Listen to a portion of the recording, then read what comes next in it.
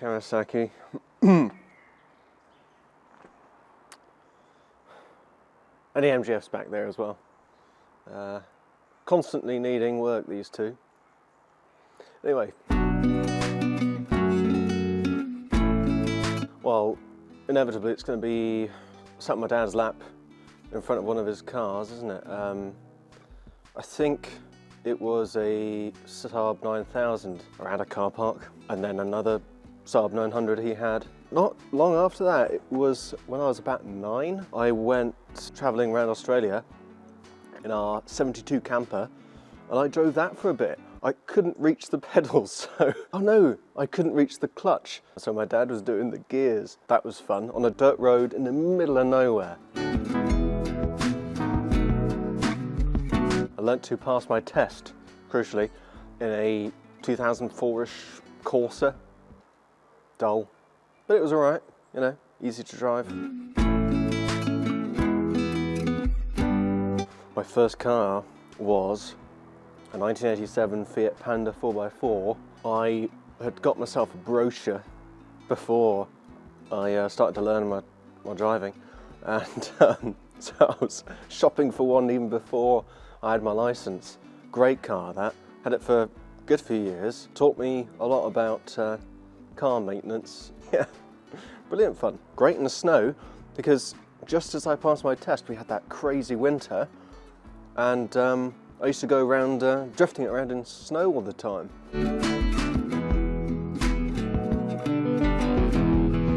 I had all sorts of jobs after I came out of uni. Didn't really know exactly what I wanted to do. I was a supply teacher for a while. That was fun. Eventually I got bored of all that. Got a job as a car salesman so that I could drive lots of cars, with the aim being that I would freelance, and hey ho, about a year later, got a job offer. Here I am. Difficult because there are so many. Probably up there's got to be Scotland.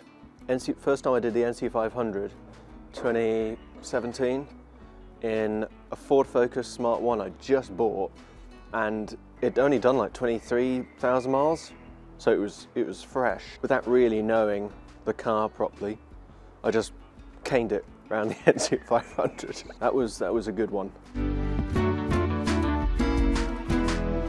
It's got to be the Saab 9.3. I had a 99 9.3 turbo convertible, a car I'd really always wanted ever since my dad brought home a 1998 Saab brochure that had all the nice press photos. Fast forward 10 odd years, for my 21st birthday I got, well, bought myself a 9.3 turbo convertible in Scarab Green. I regret selling it a little bit because I kind of feel like I had actually just gotten to the top of the mountain of spending.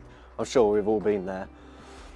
And I sold it, and I reckon it was a good car then. I think you've got to start really with a Ferrari, don't you? 355 maybe? Oh, I've got to have 911. So good, I've driven a couple and I cannot not have one of those in my garage. 996 turbo, but then you might want to have a Carrera 3.2. I'd have a Ferrari 308 and then I have a 996 turbo. That way I can have kind of both worlds. Variety is key for me, so I would then have a full drive of some sort. I think I can knock off American here as well with a Jeep Grand Wagoneer. Then, got to have a Mercedes 300 SEL, get the 6.3. Fastest four-door saloon car in the world at one point, and just a really golden era for Mercedes. I'm gonna have to go for a pre-war thing. Kind of feel like I want an Elvis, or, God, if his money is no object, I have a Talbot or a Bentley or something like that, or a Lagonda. Why not? Something like that. Oh, I missed out loads. Citroen SM, don't really have a convertible.